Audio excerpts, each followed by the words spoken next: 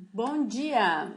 Então, vamos dar continuidade à segunda parte da aula de bioquímica de lipídios. Então, na aula passada, nós falamos dos lipídios simples, que são aqueles lipídios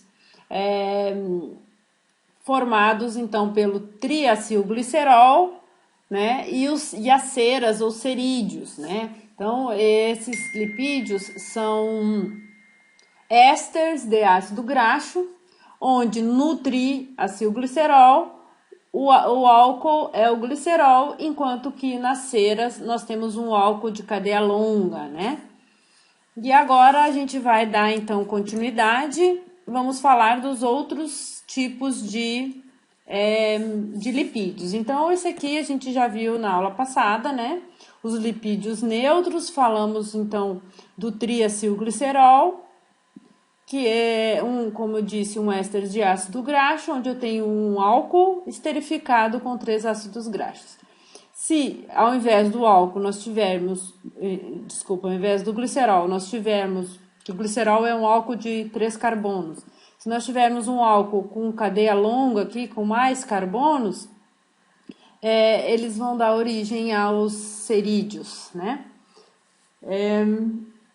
Esses lipídios, eles são ditos neutros porque eles não têm carga. Os triacilgliceróis, eles são a principal forma de reserva de energia no organismo, né? Eles são depositados, então, nos adipócitos como uma fonte, uma reserva energética para períodos de jejum prolongado, por exemplo. Isso a gente vai começar a ver na segunda parte da disciplina, quando nós falarmos de metabolismo, ok? Então, hoje, a gente vai aprender um pouquinho sobre os demais lipídios, que aqui na classificação, essa classificação é de acordo com Lehninger, tá? Essa classificação, ela engloba aqui lipídios de membrana, então são lipídios polares, né? Então, enquanto esses são neutros, apolares, sem carga, esses aqui são considerados polares, eles têm uma certa polaridade, isso não quer dizer que eles vão ser hidrofílicos por completo, mas eles vão ter uma porção na sua molécula polar hidrofílica e uma outra porção apolar hidrofóbica, ok? Que é porque os lipídios, a sua principal característica é essa, né? Moléculas hidrofóbicas. Mas os lipídios de membrana, para que eles consigam integrar aquela estrutura da membrana bicamada lipídica, né? Da célula, eles vão precisar ter algumas características, algumas regiões polares para formar essa estrutura, ok? Então, todos esses lipídios que nós vamos falar agora não são lipídios de armazenamento, são lipídios de membrana, são lipídios estruturais, ok? Então, nós temos os fosfolipídios e os glicolipídios. Então, olha só, o nome fosfo, então a gente já imagina que tem um grupo fosfato aqui, e glicolipídio, a gente já imagina que esse lipídio está ligado a um carboidrato, e é exatamente isso que acontece.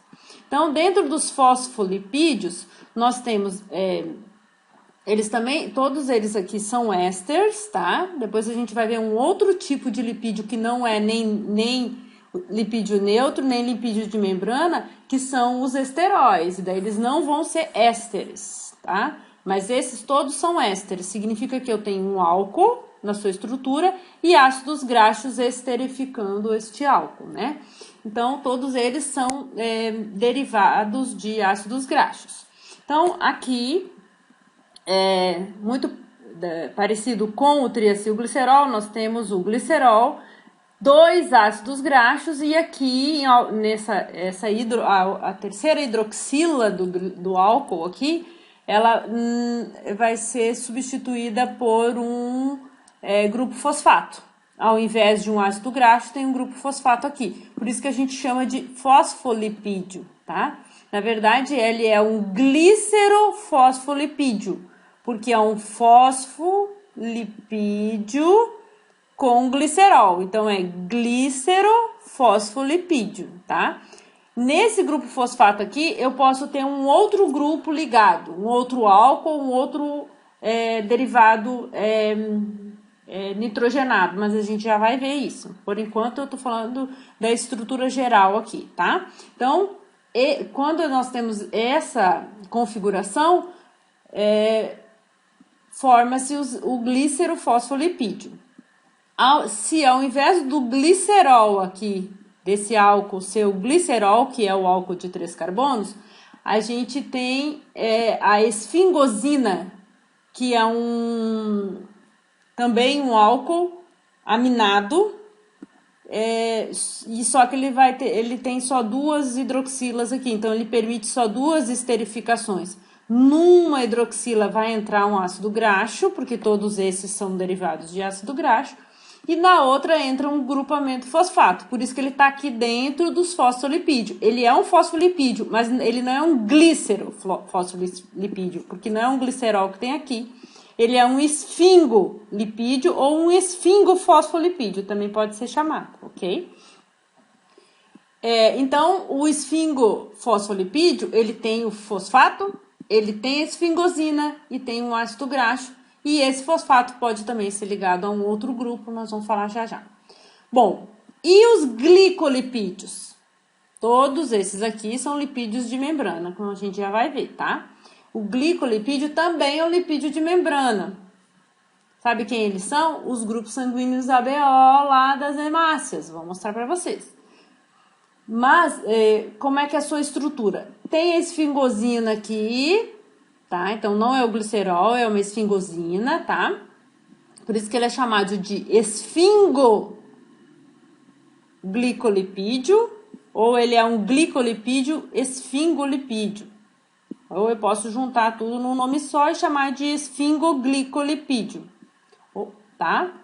Então, aqui eu tenho a esfingosina, um ácido graxo e um carboidrato, ao invés do grupo fosfato. Por isso que ele não é fosfolipídio, ele é glicolipídio. Porque ao invés do fosfato aqui, nós temos um carboidrato. Pode ser um mono ou um oligosacarídeo, ou seja, eu posso ter um monossacarídeo, uma glicose, uma galactose, uma manose, ou eu posso ter uma cadeia de monossacarídeos formado por 3, 4, 5 ou 6, né? Não é uma proteína com mais de 100, não é um polissacarídeo com mais de 100 unidades, mais de 100 monossacarídeos, ou 200, né? A gente tem aqui um oligosacarídeo, então oligo é poucos, eu tenho uns 4, 5, 6 monossacarídeos ligados entre si, formando um oligosacarídeo que se liga aqui nessa região da molécula, ok?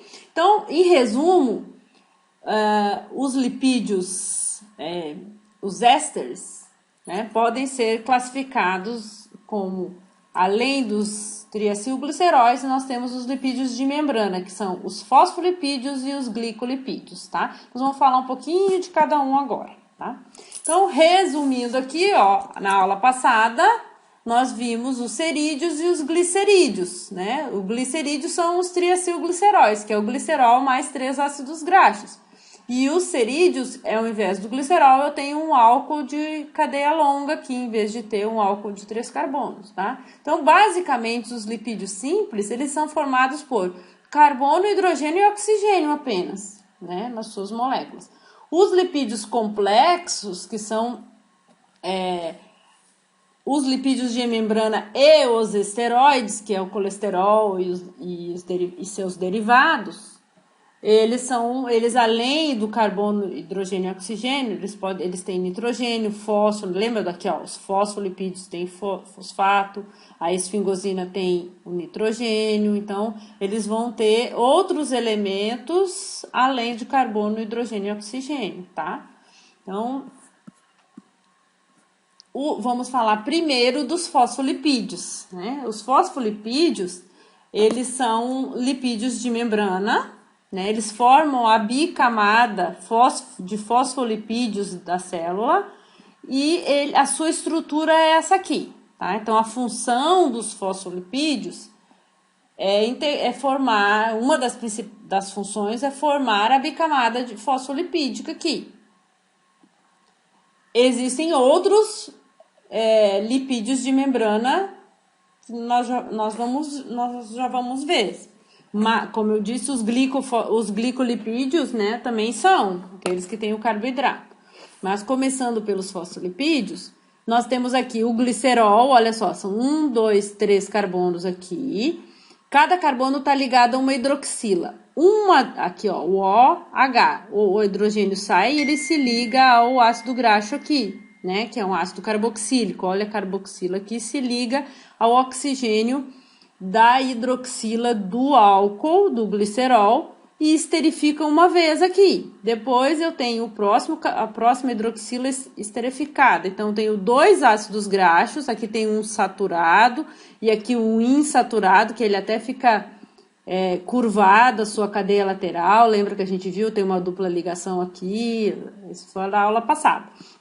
Então, nós temos o glicerol esterificado com 2 ácidos graxos e na outra hidroxila, ao invés de eu ter um terceiro ácido graxo, como acontece lá nos triacilgliceróis, nós temos um grupamento PO4- aqui, né? O grupamento fosfato, derivado do ácido fosfórico, tá? E isso aqui vai formar o que a gente conhece, a gente chama de cabeça hidrofílica ou porção apolar do fosfolipídio, tá? Então, a gente costuma desenhar o fosfolipídio assim, né? Uma cabecinha e 2 perninhas, né?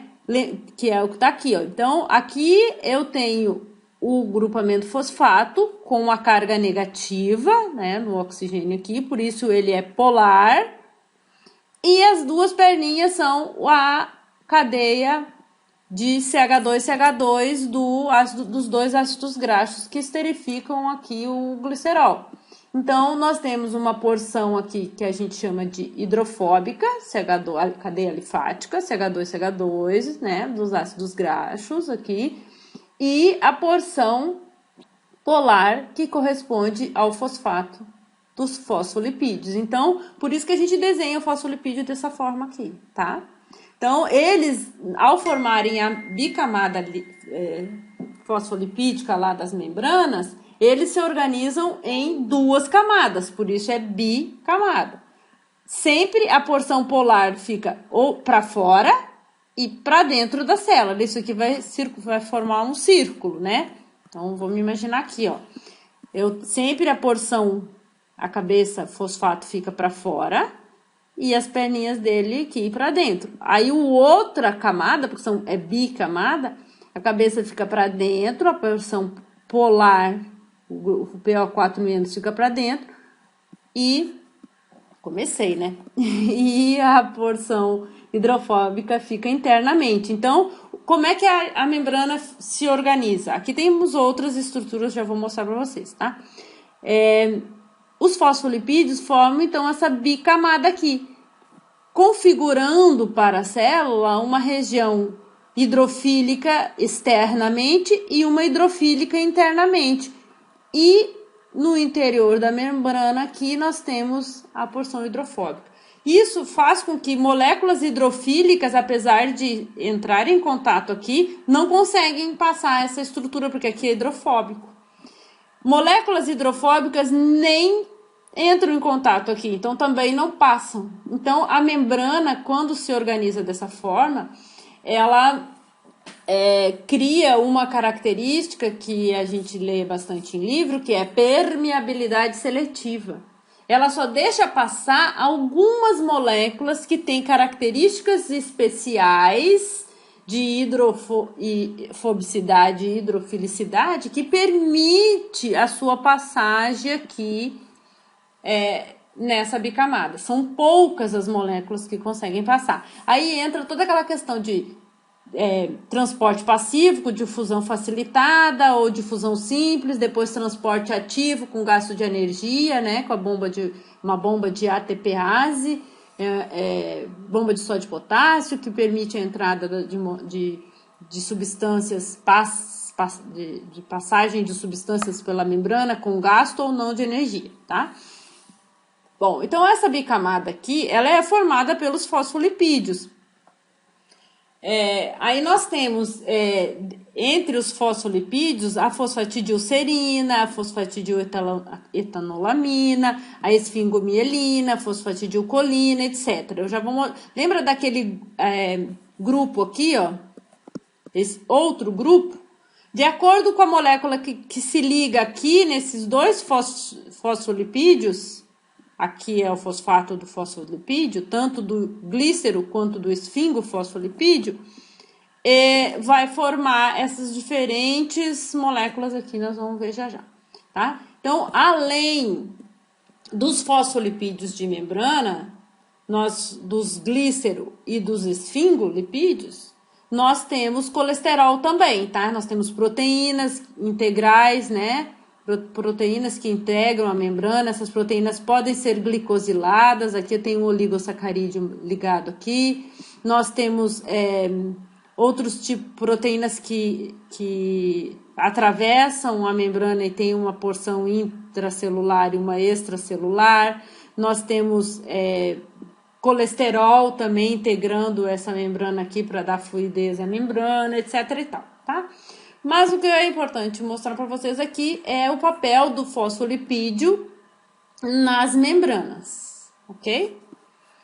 Os fosfolipídios, além das membranas, eles podem se organizar, além da bicamada fosfolipídio, eles podem se organizar de outras formas, né? Uma micela ou os lipossomos. Eu já falei isso na aula anterior. O papel dos lipossomos, por exemplo, o papel das micelas a gente vai ver durante a digestão pelos sais biliares, mais para frente, no final dessa aula de hoje, tá? Então, os fosfolipídios, eles podem ser glícero fosfolipídio ou esfingofosfolipídio, tá? O glícero fosfolipídio, ele tem 2 ácidos graxos e um grupamento fosfato, que pode estar ligado a um outro grupo. O esfingofosfolipídio, ele tem a esfingosina, um ácido graxo, um grupamento fosfato, que pode ser ligado a um outro grupo, tá? Os glicerofosfolipídios, então, eles têm o glicerol aqui, ó, que tá mostrando o glicerol, 2 ácidos graxos, esse aqui, tô falando desse aqui agora, tá? O glicerol, 2 ácidos graxos, um grupamento fosfato ligado a um outro grupo. Esse X aqui pode ser qualquer uma dessas moléculas aqui, ó, que tá em verdinha, tá? O mais comum é o hidrogênio, tá ligado aqui. Aí eu tenho o ácido fosfatídico. Se eu tiver essa estrutura aqui, ó, que é eu lembro que eu falei que pode ser um derivado nitrogenado ou um álcool, né? Então, se eu tenho essa estrutura aqui, ó, é o fosfatidiletanolamina, forma a fosfatidiletanolamina, né? Então, o nome dessa estruturinha verde aqui é etanolamina. Se ela se ligar aqui no lugar do X, esta estrutura toda vai receber o nome de fosfatidiletanolamina. Se a serina, o aminoácido, ó, se ligar aqui, eu tenho a fosfatidilcerina, tá? Se o glicerol, lembra, pode ser um derivado nitrogenado ou um álcool. Se um glicerol se ligar aqui, o que é o glicerol? 3 carbonos ligado a 3 hidroxilas. Só que esse glicerol não vai estar esterificado, é só o álcool.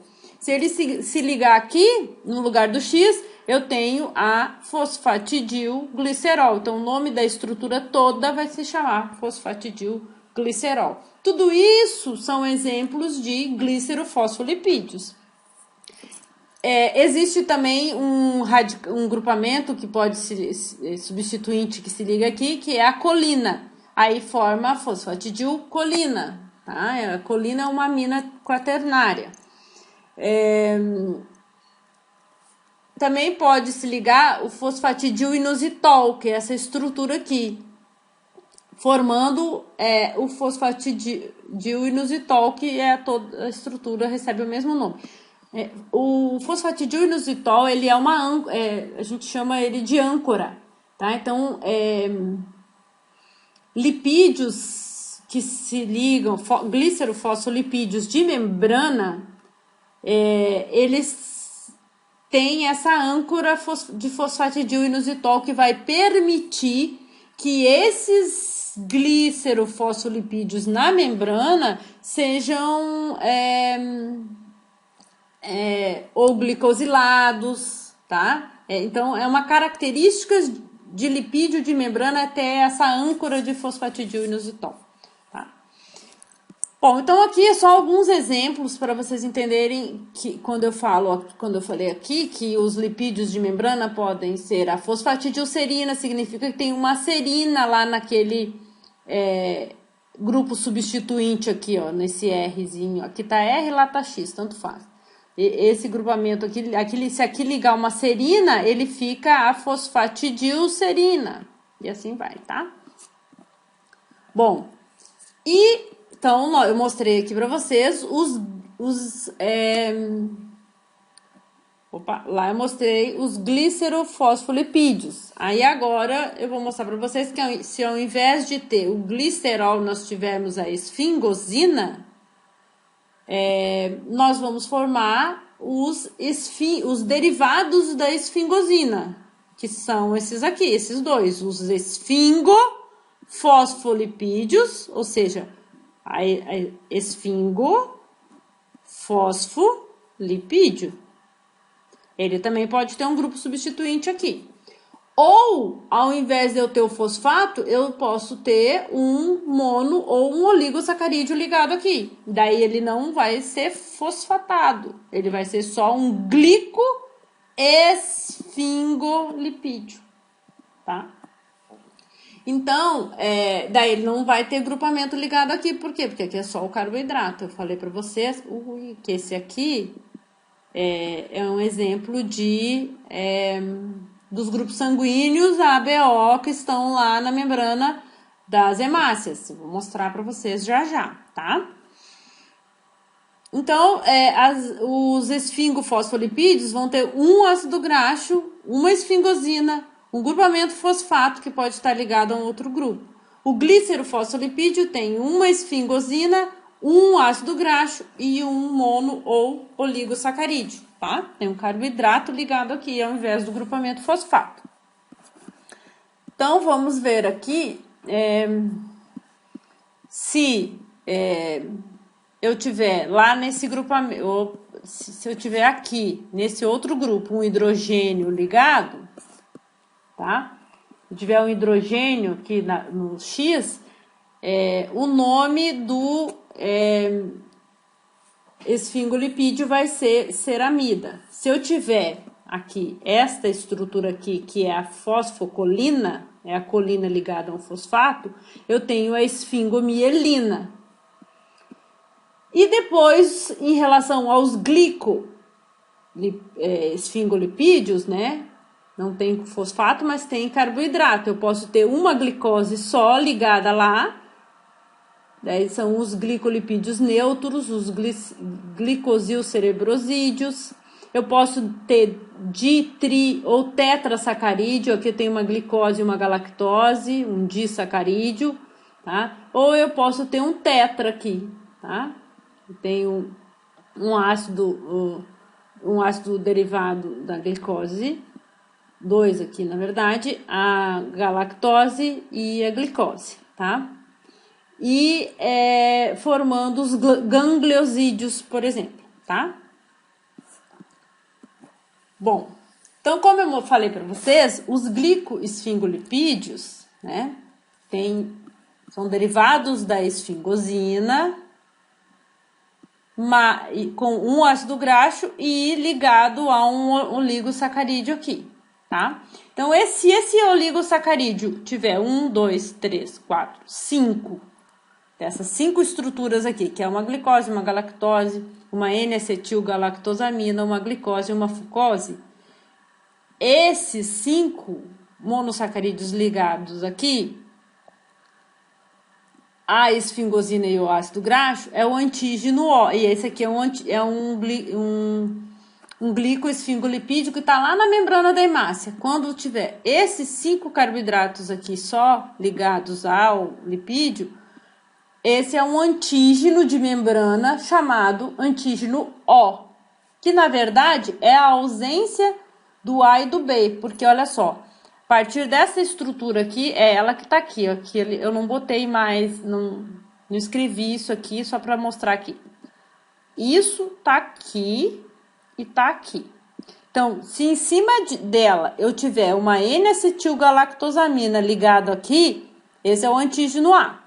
Se ao invés da N-acetilgalactosamina eu tiver só a galactosamina, a galactose, é o antígeno A. Então, é o antígeno B. Então, o antígeno A é N-acetilgalactosamina. O antígeno B é a galactose. Se eu não tiver nenhum nem outro, meu Deus, se eu não tiver nem essa aqui e nem essa aqui, eu tenho a ausência do A e a ausência do B é o antígeno O, que ele vem do, na verdade, quando foi nomeado, ele seria antígeno 0. Aí o 0 virou O, né? Mas significa que é 0, não tem nem o A, nem o B, só tem os 5 básicos que todos têm, tá? Então, isso vai diferenciar os grupos sanguíneos na membrana da hemácia. Então, aqui eu tenho uma hemácia, uma membrana, e aqui essas pluminhas representam os carboidratos que estão na membrana ligados aos lipídios de membrana, ou seja, ligados aos lipídios derivados da esfingosina, ok? Então, isso que vai diferenciar uma pessoa uma pessoa que tem um grupo sanguíneo A, uma pessoa que tem um grupo sanguíneo B, ou aquela que não tem nenhum. Ah, professora, e quem tiver N-acetilgalactosamina e a galactose ligada, os dois, aí é o grupo. Em algumas hemácias vai ter esse, em outras hemácias vai ter esse.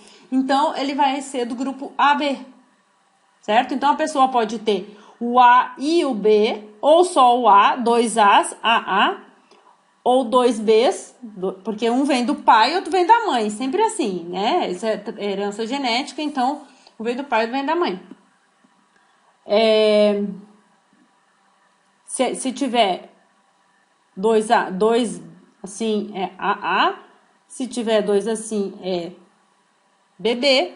Se não tiver nenhum, os dois forem assim, é 0, 0. Mas eu posso ter A com 0, vai ficar A. Posso ter B com outras hemácias assim, vai ser B também, assim vai. Bom, isso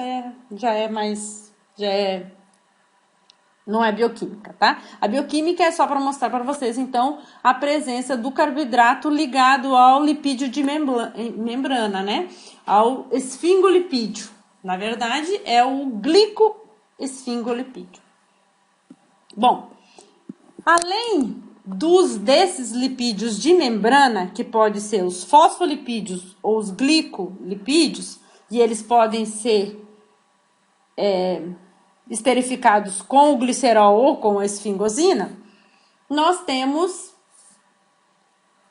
um outro grupo de lipídios que não são ésteres, que é o que a gente chama de os derivados dos esteroides, tá? Então, o colesterol, ele também é um lipídio, só que ele tem uma estrutura totalmente diferente, ele não é um éster. Lembra que primeiro slide de lipídio que a gente viu, eu falei para vocês que os lipídios, eles eram caracterizados por uma grande diversidade química estrutural. Então, aqui a gente está estudando bioquímica, estrutura e função dos lipídios, então a gente vai aprender sobre a estrutura das macromoléculas. Nós aprendemos a estrutura das proteínas, a estrutura dos carboidratos, e nós estamos aprendendo agora a estrutura dos lipídios.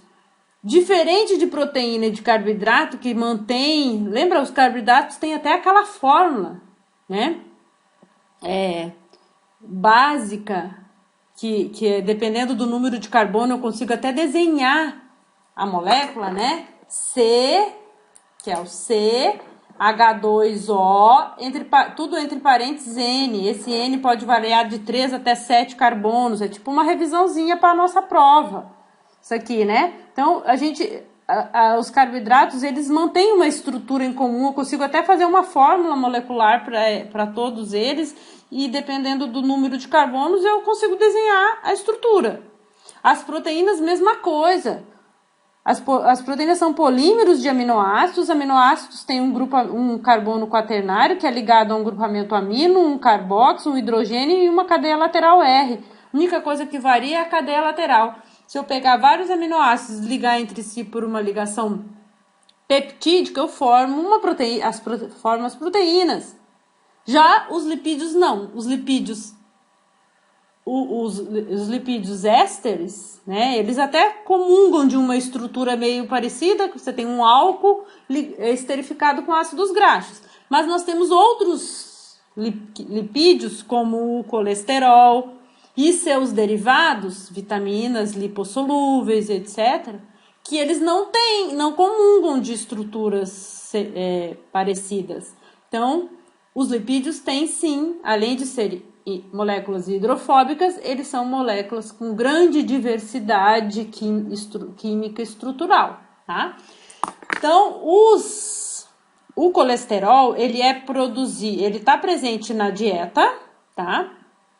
A gente ingere colesterol exógeno de fora na dieta, em carne, produtos lácteos, né, derivados do leite, e outros produtos de origem animal têm colesterol. Mas eu também posso endogenamente, ou seja, sintetizar o colesterol. E quando o colesterol é sintetizado no organismo, ele é sintetizado lá no fígado, tá? Então, eu posso ter origem endógena ou exógena para o colesterol, tá? O colesterol, ele é uma molécula derivada dos esteroides. Já vou mostrar para vocês a estrutura, aquele núcleo ciclopentano peridrofenantreno. E o colesterol, ele pode, então, as principais funções dele são estruturas de membranas. Então, ele também, juntamente com os fosfolipídios de membrana e os glicolipídios de membrana, eles também estão nas membranas. Ou seja, apesar dele não ser um éster, mas ele está lá na membrana, o colesterol. Tá? Inclusive, ele tem um papel importantíssimo lá na membrana. E o colesterol pode dar origem aos hormônios sexuais, né? Os hormônios sexuais masculinos e femininos, por exemplo, a testosterona e o estradiol nas mulheres, né? Então, eles são sintetizados ou nos testículos ou no ovário feminino, no testículo nos meninos e no ovário nas meninas. E ele usa como precursor para a síntese desses hormônios, ele usa o colesterol. Vou mostrar para vocês. O colesterol também pode ser precursor da vitamina D, tá? Que é uma das cadeias das vitaminas lipossolúveis, K, A, D e E. A D é derivada do colesterol. As demais são terpenoides, lembra? Derivadas dos terpenoides, como a gente já falou também. O excesso de colesterol no sangue, tá? Na circulação, vai se depositar na parede, no endotélio do vaso sanguíneo, vai se acumulando nas paredes laterais do vaso, formando o que a gente chama de placa de aterosclerose, tá? É um acúmulo de colesterol lá, basicamente o LDL. Professora, eu não sei a diferença de HDL, do LDL, do VLDL. É a próxima aula, tá? Na próxima aula a aula é muito legal. A gente vai falar sobre metabolismo das lipoproteínas, tá? Então, a aula da semana que vem, né, é a nossa última aula de bioquímica, estrutura e função. E aí nós já vamos marcar a nossa prova para outra semana. Sem ser semana que vem, na outra. E depois a gente vai começar com o metabolismo, tá? Então, daí nós vamos falar sobre as lipoproteínas, o LDL e o HDL. Então, hoje, a gente... Resumindo aqui, o colesterol, quando ele se deposita no endotélio do vaso, ele está lá no sangue associado a lipoproteínas, apoproteínas, formando uma das lipos chamada LDL, tá? Então, quem se deposita é o LDL. E ele vai se depositando e formando essa placa. E essa placa, à medida que ela vai aumentando esse depósito, ela vai diminuindo a luz do vaso. E com isso diminui o fluxo de sangue dentro desse vaso sanguíneo, porque ele vai ficando com um calibre, um diâmetro menor. Menos sangue consegue passar ali pelo acúmulo de colesterol internamente, tá? Podendo chegar à condição de fechar e obstruir o fluxo sanguíneo. Se obstrui o fluxo sanguíneo, o tecido que está sendo irrigado por esse vaso, o sangue teria que chegar através desse vaso sanguíneo, chegar a um determinado tecido, não vai chegar. Por quê? Porque está obstruído. Eu fechei a porta ali. Não fechei porque eu quis, fechei porque eu comi margarina, que eu comi McDonald's, brincadeira, né? Mas fui acumulando LDL na luz do vaso e fechei e obstruí o fluxo sanguíneo. O tecido que era irrigado por esse vaso não vai receber sangue. Se não recebe sangue, não recebe hemácias, que são as células vermelhas do sangue. As hemácias, o seu citoplasma é rico numa proteína que nós vimos lá na aula de proteínas, que é a hemoglobina. Qual é a função da hemoglobina? Transportar o oxigênio. Transportar o oxigênio para as células dos tecidos que são irrigados por esses vasos sanguíneos. Se eu não recebo oxigênio, a célula não consegue fazer metabolismo oxidativo. Não tem oxigênio, não vai fazer, por exemplo, a oxidação da glicose para a produção de energia. Se a célula não tem energia, ela não funciona. Então, por exemplo, um cardiomiócito, uma célula lá do coração, se não receber oxigênio, se o sangue não chegar ao coração, uma determinada região do coração que é irrigada por um vaso que é obstruído, essa célula sofre o que a gente chama de infarto. Por quê? Porque não recebe o sangue, não oxigena, a célula morre porque não tem energia. Ok? Então é mais ou menos isso, nós vamos voltar a falar na próxima aula, tá? Então, a estrutura química do colesterol, ela é essa aqui, tá? Ela tem uma região aqui apolar, alifática, CH2, tá? Tem esse núcleo esteroide aqui, por isso que ele é um derivado esteroide, tá? Esse núcleo, ele é um núcleo também apolar, carbono e hidrogênio, mas ele só não é linear, são 3 anéis de 6 carbonos e um anel de 5 carbono. Então, eles se organizam dessa forma. Só essa estrutura aqui, que é o que está separado de chamado núcleo esteroide, é o que a gente chama, é esse aqui, ó, tá? Os 3 de 6 e um de 5. É o ciclo pentano peridrofenantreno. Então, o colesterol, ele tem esse núcleo esteroide aqui, uma cadeia alifática polar e um OH aqui na ponta. Esse OH aqui na ponta é o que a gente chama de extremidade polar do colesterol. Então, ele é todo apolar, mas ele tem uma hidroxila aqui. Essa hidroxila aqui pode ser esterificada. Então, nós vamos ver na próxima aula que existe colesterol e colesterol esterificado.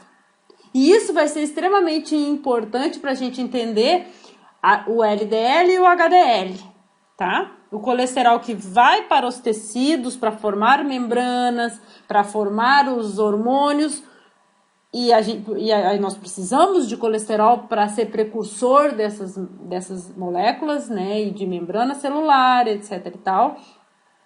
Mas existe um colesterol que ele é ele sai dos tecidos em direção à corrente sanguínea. E aí esse não é o objetivo. Por quê? Porque se ele vem para a corrente sanguínea, ele vai aumentar o colesterol, a colesterolemia, o colesterol no sangue. E aí propicia a formação da placa. Nós vamos ver isso na próxima aula para vocês entenderem beleza o metabolismo das lipoproteínas. A aula é muito legal. Bom, então, a partir do núcleo esteroide, o colesterol, ele tem, então, aqui uma hidroxila, o núcleo esteroide e a cadeia linfática aqui. Então, ele é todo apolar com uma extremidade polar. Essa extremidade polar, como eu falei para vocês, pode ser esterificada por um ácido graxo. Aqui tem um exemplo de um ácido graxo, olha aqui, ó, carboxila aqui na extremidade, e uma cadeia lateral com 16 carbonos que pode se ligar aqui, então, e formar o colesterol éster, tá?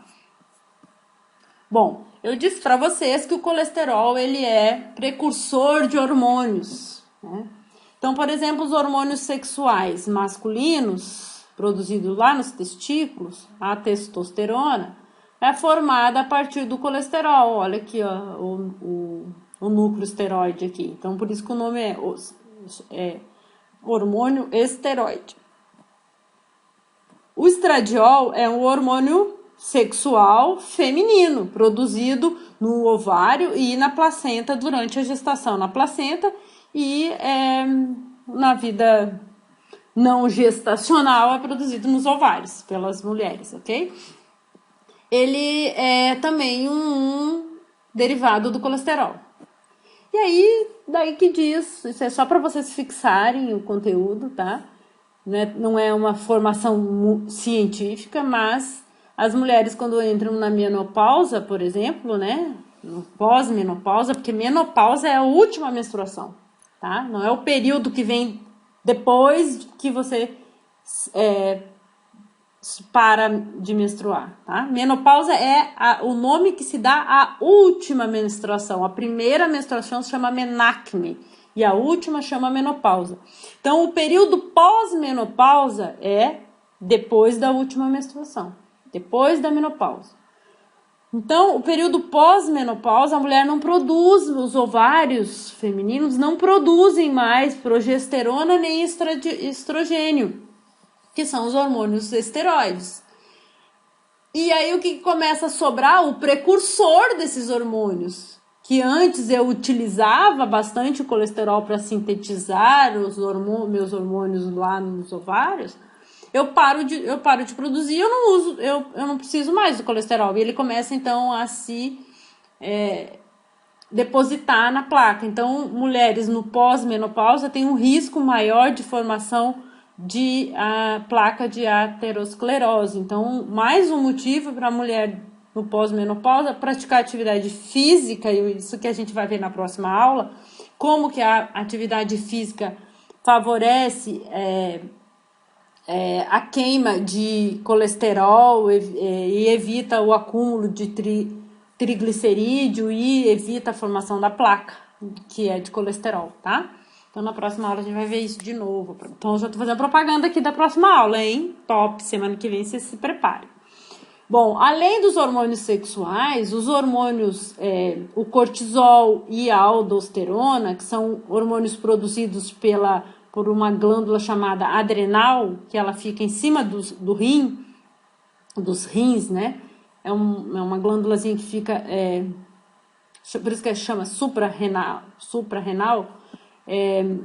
ela sintetiza o cortisol e a aldosterona. Ambos os hormônios são derivados esteroides. Olha aqui o ciclo pentano perídro fenantreno aqui. Então, todos os hormônios que tiverem esta estrutura, eles são hormônios ditos esteroides e são produzidos a partir do colesterol, tá? Então, as glândulas, esse órgão que produz hormônios, a gente chama de glândula. Então, as glândulas que produzem hormônios esteroides, elas vão utilizar o colesterol como precursor na biossíntese dos seus hormônios, ok? Existem fármacos, né? Então, aqui são esteroides sintéticos produzidos na indústria farmacêutica com uso medicamentoso, né? Com foco de fármacos. Você produz sinteticamente. E aqui nós temos os anti-inflamatórios esteroides, a prednisolona e a prednisona. São dois anti-inflamatórios bastante utilizados. São esteroides, olha aqui, ó, são derivados do colesterol, mas não são produzidos por glândulas. São produzidos sinteticamente na indústria, tá? Mas eu coloquei aqui só para vocês entenderem os hormônios esteroides, tá? Então, aqui resumindo, olha aqui, ó. A córtex na suprarrenal, então produz a aldosterona e o cortisol. E aqui está mostrando um ovário feminino que produz o estradiol. Então, esses aqui são hormônios esteroides produzidos, por exemplo, aqui está a partir do colesterol. Isso aqui é produzido por uma mulher. Se fosse um menino, um homem, seria um testículo aqui produzindo a testosterona, por exemplo, tá? Bom, então, esses são, que a gente já falou, né? Os triglicerídeos são lipídios neutros, os lipídios de membrana são lipídios polares, né? Que eles vão ter ou carboidrato ou um grupamento fosfato, dando uma polaridade para a molécula, que são os lipídios de membrana. E nós temos também o colesterol e os derivados esteroides como os principais lipídios que existem, ok? Então, todos os ácidos graxos saturados são sintetizados saturados, aquela cadeia lateral do ácido graxo sem ligação dupla, tá? Ligações simples. Todos os ácidos graxos de cadeia lateral saturada são sintetizados no organismo a partir do acetil-CoA. Então, no próximo módulo, quando nós falarmos de metabolismo, síntese e degradação, nós vamos aprender a sintetizar proteína, carboidrato e lipídio. Vamos aprender a degradar. Síntese e degradação. Aprender a degradar proteína, carboidrato e lipídio. Quando nós falarmos de síntese, biossíntese de lipídios, nós vamos ver que os ácidos graxos saturados são produzidos a partir do acetil-CoA, tá? Entretanto, os ácidos graxos poliinsaturados, aqueles que têm saturação, ligações duplas na sua cadeia lateral, são exclusivos dos vegetais, tá? Sendo que o ácido linoleico, que tem 18 carbonos com 2 ligações duplas, ou o linolênico, que tem 18 carbonos e 3 ligações duplas, são considerados ácidos graxos essenciais aos seres humanos. Eu não consigo produzir, porque ele é poliinsaturado. Eu só produzo os saturados a partir do acetil-CoA, que é um precursor lá da via glicolítica que liga a glicólise ao ciclo de Krebs. O acetil-CoA pode ser desviado para a fermentação, para o ciclo de Krebs, e também pode ser desviado para a biossíntese de ácidos graxos. Se ele é precursor dos ácidos graxos, vocês já podem imaginar que a degradação de ácidos graxos vai gerar o quê? Acetil-CoA. Então, tudo vai começar a se interligar, na verdade, no módulo 2 da bioquímica, que é metabolismo, tá? Então, mas o que eu quero dizer aqui para vocês é que os ácidos graxos insaturados, principalmente o linoleico e o linolênico, são essenciais para os seres humanos. Por que eles são essenciais? Porque eles são precursores de um grupo de moléculas chamadas de eicosanoides, tá? Em bioquímica, eicosanoides são moléculas derivadas de ácidos graxos de 18 a 20 carbonos insaturadas. Em resumo, ômega 3 ou ômega 6. Tá? Então, as moléculas derivadas de ômega 3 e ômega 6, que são ácidos graxos poliinsaturados, são chamados de eicosanoides e eles são essenciais para os seres humanos. E eu não consigo sintetizar. Então, eu tenho que fazer o quê? Ingerir na alimentação, ok? Então, lá na aula passada, nós falamos dos ácidos graxos poliinsaturados, tanto o ômega 3 como o ômega 6, e a fonte vegetal desses, peixe e vegetais, né? A fonte dessas moléculas, então elas têm que estar presentes na nossa dieta, porque essas moléculas são extremamente essenciais. Professora, para que eu quero saber dos eicosanoides? Então, os eicosanoides mais relevantes para nós seres humanos, eles derivam do ácido araquidônico, que é um ácido graxo e poliinsaturado. Esse aqui, ó, ele tem 20 carbonos e 4 insaturações, é o ácido eicosapentaenoico, ou em resumo é o ácido araquidônico, tá? Ou ele é um ômega 6, tá? Então, os eicosanoides mais importantes para os seres humanos derivam do ômega 6. E o ômega 6 é o ácido araquidônico. O ácido araquidônico, ele é essa molécula aqui, então, né? Tem um glicerol aqui, 2 ácidos graxos poliinsaturados aqui, e essa molécula aqui, ela está presente lá nas membranas. Por quê? Porque ele é um glicerofosfolipídio de membrana, tá? A estrutura toda formada por essa estrutura toda está presente lá na membrana, esterificada por ácidos graxos, esterificada por ácidos graxos que são o ácido araquidônico, que é esse que tem 20 carbonos com 4 saturações, tá? Então, o que acontece? O ácido araquidônico que está presente nesses fosfolipídios de membrana aqui podem ser hidrolisados por uma enzima chamada fosfolipase A2, e aí o ácido araquidônico é liberado das membranas. Tá? Então, aqui ele está esterificado e está, né, ao glicerofosfolipídio de membrana, mas ele pode ser hidrolisado e eu liberar o ácido araquidônico aqui, esse ácido graxo. E aí, esse ácido graxo liberado, ele pode ser precursor de vários mediadores inflamatórios, por exemplo, prostaglandina, tromboxano e leucotrienos. Tá? Que tem papel importantíssimo na inflamação e nas reações alérgicas, tá? Esse aqui, os leucotrienos têm papel nas reações alérgicas e ele é produzido por uma via chamada via da lipoxigenase, é uma enzima chamada lipoxigenase que produz leucotrienos a partir do ácido araquidônico que foi liberado das membranas por essa enzima aqui chamada fosfolipase A2, tá?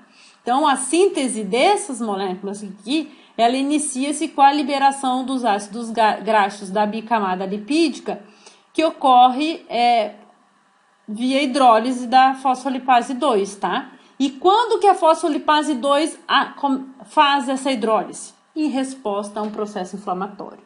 Então, sempre que tiver um processo inflamatório, é o estímulo para a fosfolipase liberar o ácido araquidônico dos lipídios de membrana, e esse ácido araquidônico pode ser precursor, então, ou de leucotrienos numa reação alérgica, ou de prostaglandinas e tromboxanos via essa enzima aqui que chama ciclooxigenase, a COX, tem a COX-1, a COX-2, tá?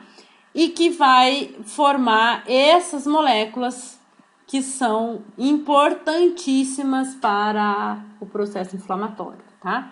Vão chamar leucócitos para o local da infecção, vão fazer uma vasodilatação da circulação sanguínea naquela região afetada e aumenta, por isso, o fluxo sanguíneo e aquele tecido inflamado fica até mais vermelho, né? Fica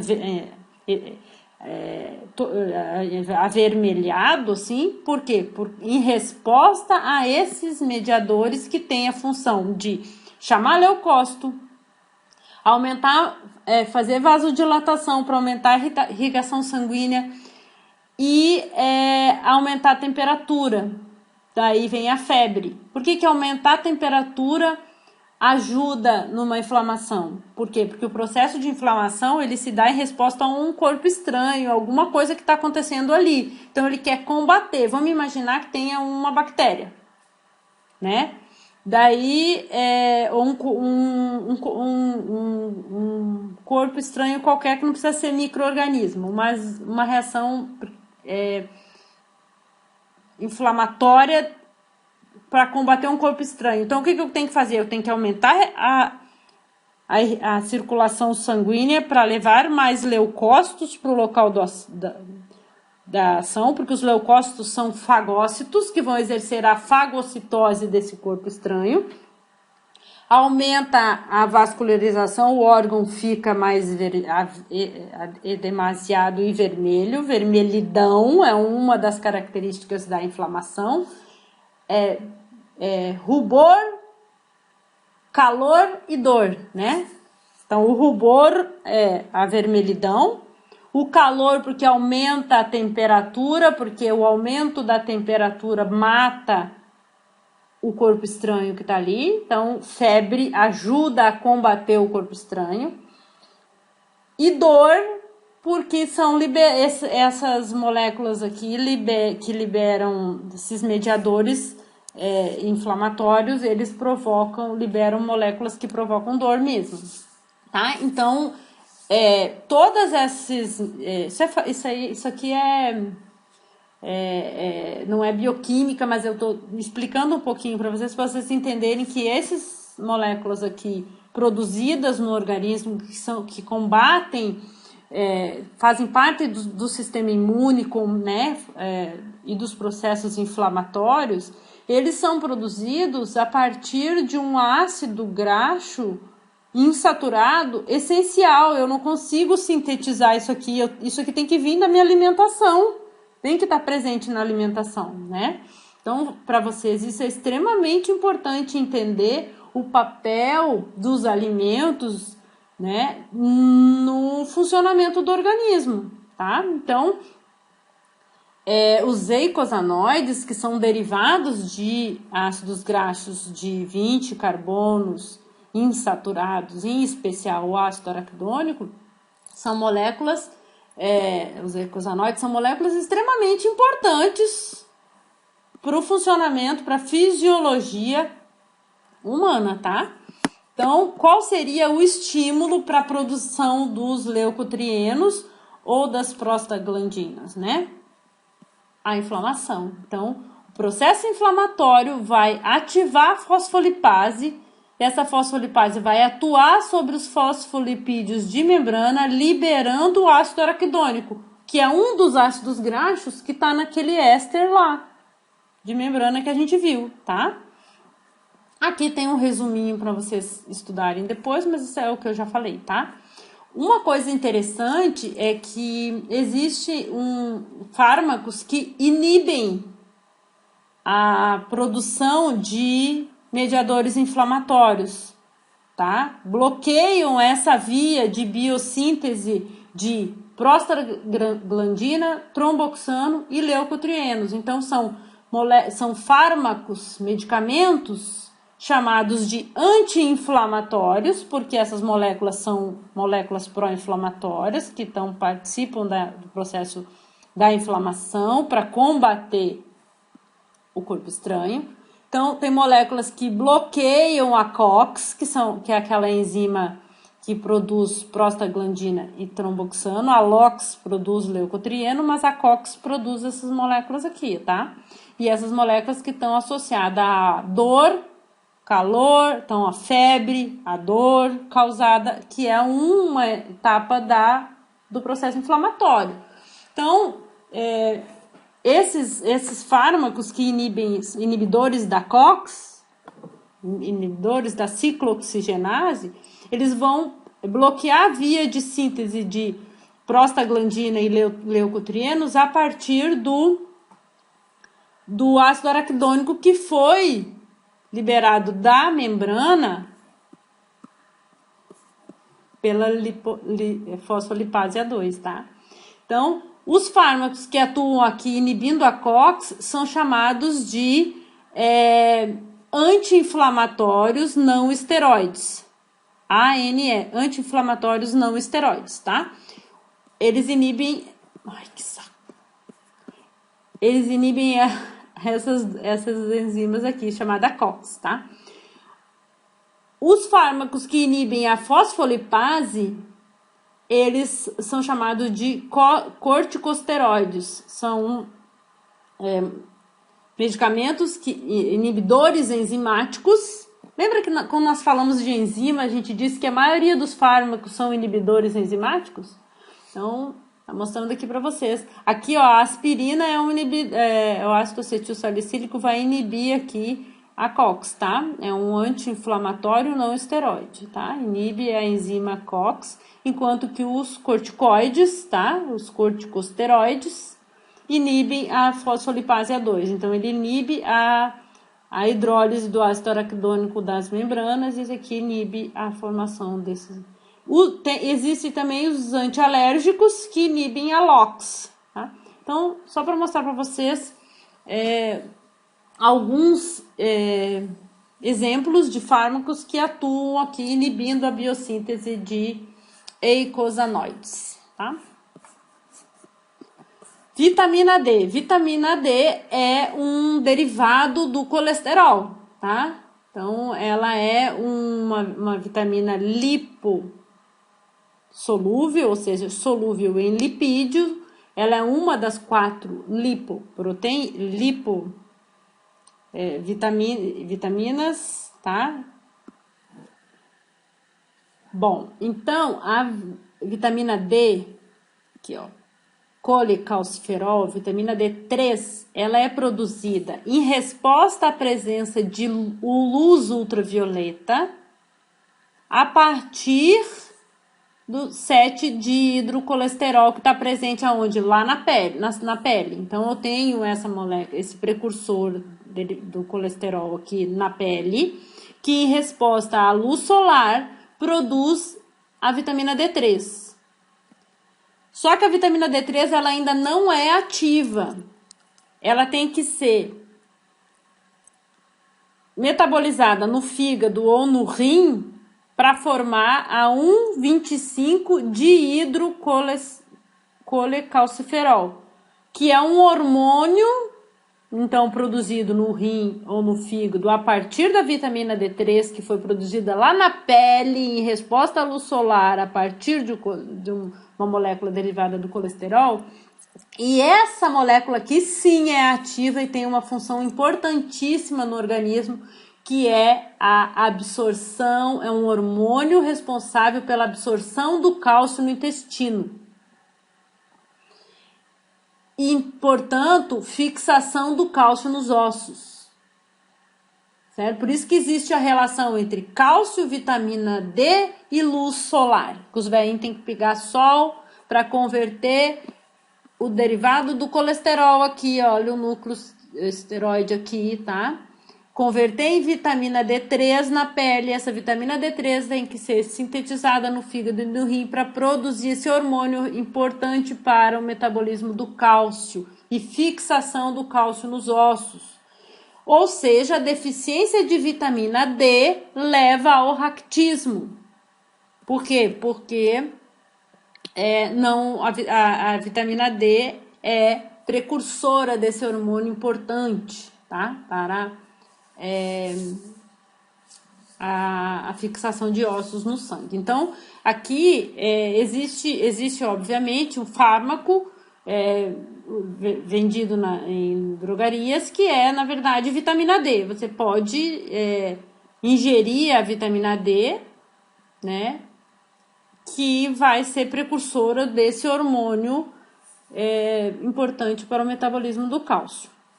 Olha aqui, ó, aqui eu tenho um menino de 2 anos e meio com raquitismo 2 anos e meio, tá? Com raquitismo grave. 14 meses depois de tratamento com vitamina D, olha como é que ele já tá. Ou seja, deficiência de vitamina D leva ao raquitismo. Por quê? Porque a vitamina D, como eu mostrei aqui para vocês, ela é precursora desse hormônio que fixa o cálcio nos ossos, tá?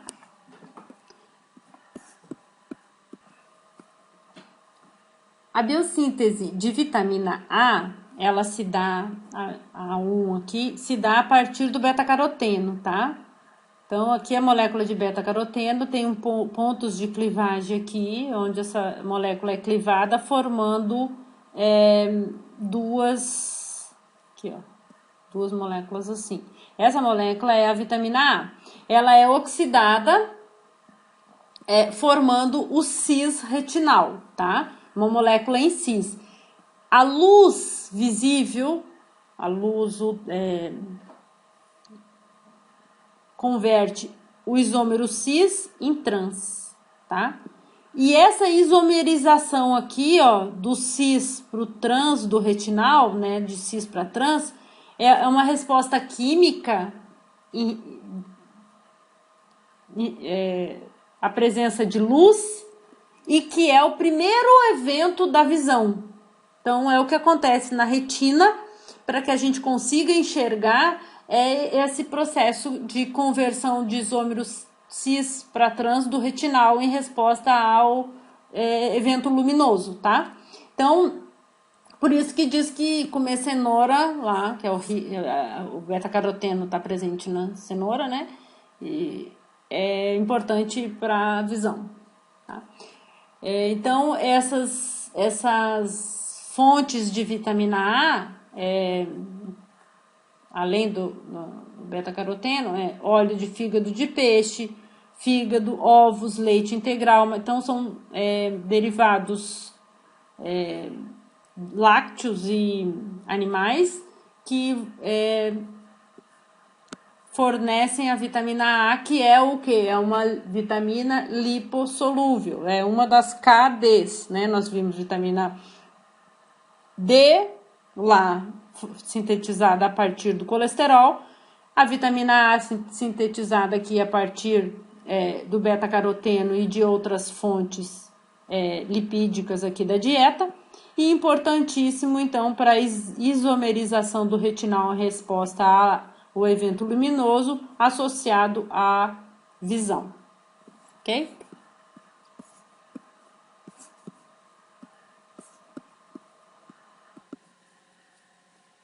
Além da vitamina D e da vitamina A, nós temos também a vitamina E e a vitamina K, que fecham o grupo de vitaminas lipossolúveis, né? Solúveis em lipídios. E que são, como nós já vimos, os derivados isoprenoides, né? Então, vitamina E é um importante antioxidante, tá? Importantíssimo para evitar o estresse oxidativo, por isso que alguns tratamentos para combater câncer, combater o estresse oxidativo envolve vitamina C, vitamina E, enxofre, outras moléculas, a gente vai ver que são cofatores de enzimas importantes do metabolismo de antioxidante, tá? Mas a vitamina E, então, aqui é uma vitamina lipossolúvel, a vitamina K também é lipossolúvel, sintetizada no fígado, e ela participa da coagulação do sangue, então ela é uma vitamina importante como coenzima de enzimas que atuam na coagulação do sangue, tá? Proteínas sintetizadas lá no fígado são K-dependentes, então elas são proteínas que precisam da vitamina K para sua biossíntese. E essas proteínas K-dependentes são os fatores da coagulação sanguínea, fator 8, fator 9, fatores que são sintetizados no fígado e que atuam controlando a coagulação sanguínea. Para ter estamos quase terminando, os sais biliares. Os sais biliares são também derivados do colesterol, tá? E eles têm uma importância, eles agem como detergentes lá no intestino, né?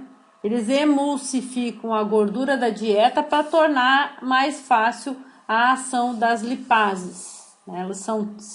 Os sais biliares são sintetizados, então, a partir do colesterol e com adição de moléculas polares aqui nessa extremidade aqui, que é apolar, dando uma polaridade para o sal biliar. Então, ele tem uma região apolar e uma região polar, tá?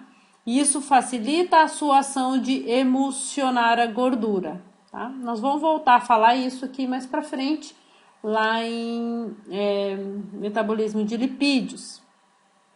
Os sais biliares são sintetizados no fígado a partir do colesterol, são armazenados na vesícula biliar e são secretados no duodeno em resposta a uma dieta lipídica, tá? Para quê? Para ajudar a emulsionar a gordura da dieta, facilitando a ação da enzima que digere os lipídios, que é a lipase intestinal, tá? Bom, todos os lipídios que são ésteres, tá? Eles são capazes de produzir sabão. Então, eles são alvos do processo de saponificação. O que é o processo de saponificação?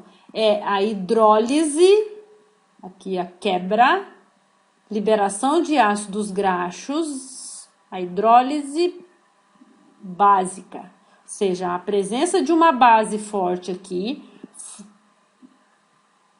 propicia a hidrólise deste éster, esse lipídio éster, liberando os ácidos graxos, tá? E aí ele forma de novo aqui o glicerol e libera, que é essa estrutura aqui, ó, de 3 carbono, o álcool de 3 carbono, o glicerol, e os ácidos graxos que estavam esterificando esse glicerol aqui. Esses ácidos graxos aqui vão se ligar enquanto que o OH do NaOH reconstitui o álcool aqui, o Na+ se liga ao oxigênio do ácido graxo aqui, da carboxila, e forma um sal, que é o sabão, tá? Então, os lipídios que possuem na sua estrutura ácidos graxos, né? Então são os ésteres de ácidos graxos, todos eles são são saponificáveis, ou seja, reage com uma base para formar sabão. São as biomoléculas mais energéticas, os ésteres são os mais energéticos, lembra? Exemplo, o triglicerídeo. Então, tá aqui, além dos glicerídeos, as ceras, os fosfolipídios, os esfingolipídios e os glicolipídios, todos são ésteres. Uns são ésteres de glicerol, outros são ésteres de esfingosina, mas eles são ésteres, ou seja, eles têm ácido graxo na sua composição. E todo lipídio que tiver ácido graxo na sua composição é saponificável. Então, o colesterol é saponificável? Não, porque o colesterol não é um éster, tá?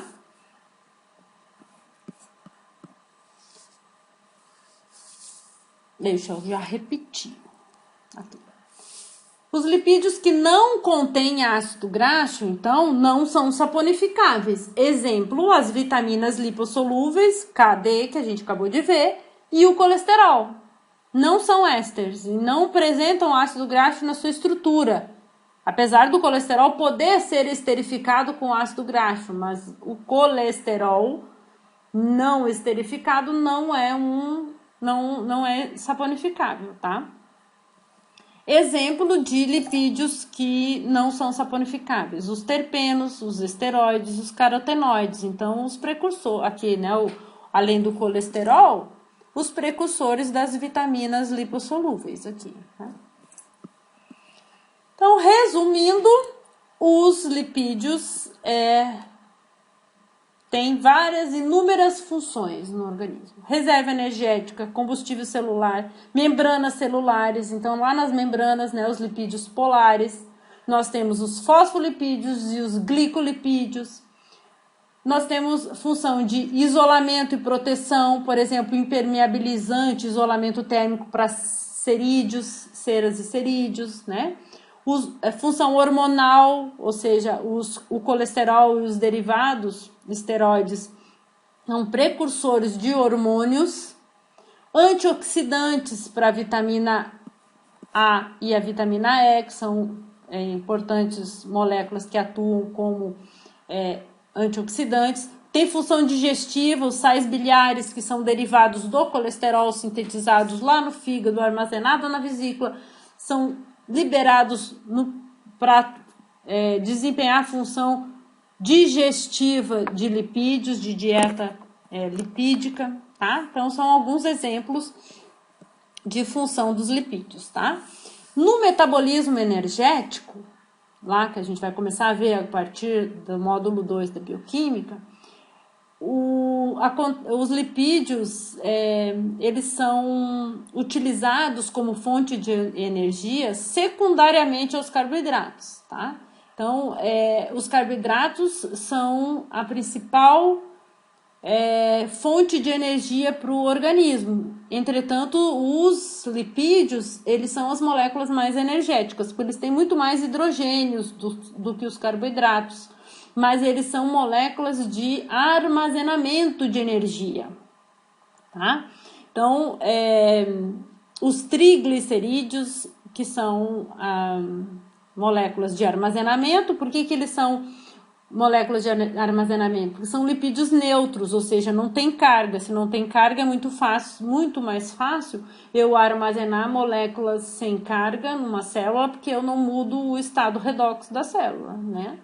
Então, os triacilgliceróis, que são os lipídios neutros, não são aqueles lipídios de membrana, os fosfolipídios, nem os glicoesfingolipídios, porque esses dois lipídios são polares, né? Então, eles têm uma certa carga, né? Do PO4-, ou dos carboidratos, que estão ligados lá no caso do glicolipídio.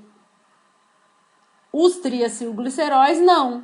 Eles têm o glicerol esterificado com ácido graxo. Então, essa molécula é totalmente neutra. Então, eles são biomoléculas de reserva energética. Então, quando a professora perguntar qual é a biomolécula de reserva energética, triacilglicerol. Onde é que eles são armazenados? Nos adipócitos, tá? Então, o que eu queria falar para vocês é isso, né? Nós encerramos aqui a parte de lipídios. Na próxima aula eu vou dar ainda um adendo, que é o metabolismo de lipoproteínas. A gente vai falar de quilomicron, LDL, VLDL e HDL, que são vesículas formadas pela presença de uma proteína ligada a um lipídio, que pode ser ou o triacilglicerol ou o colesterol. Tá? Então, essa vai ser a próxima aula, é uma aula muito interessante para vocês fecharem o conhecimento de bioquímica de lipídios. Daí a gente fecha, então, semana que vem, o módulo 1, que é bioquímica, tá? De macromoléculas. E aí nós vamos fazer a nossa prova. E depois a gente vai entrar em metabolismo, que é síntese e degradação. Aí vem ciclo de Krebs, aí vem fermentação, aí o bicho vai pegar, vai ficar maravilhoso, tá? Um abraço para vocês. Eu vou passar uma atividadezinha, que é basicamente vocês fazer um textinho para mim, para valer a presença dessa semana, diferenciando banha, que é origem animal, de manteiga, origem vegetal, e margarina. Mas eu quero que vocês pesquisem para mim a diferença bioquímica, nível de bioquímica, eu vou falar estrutura diferente entre banha, manteiga e margarina, tá? Que vai ser basicamente gorduras e óleos de origem animal e origem vegetal, tá? Mais ou menos por aí. E eu quero que vocês me digam que tipo de lipídio é a banha, que tipo é a margarina e que tipo é a manteiga. Eu vou explicar lá na atividade e aí vocês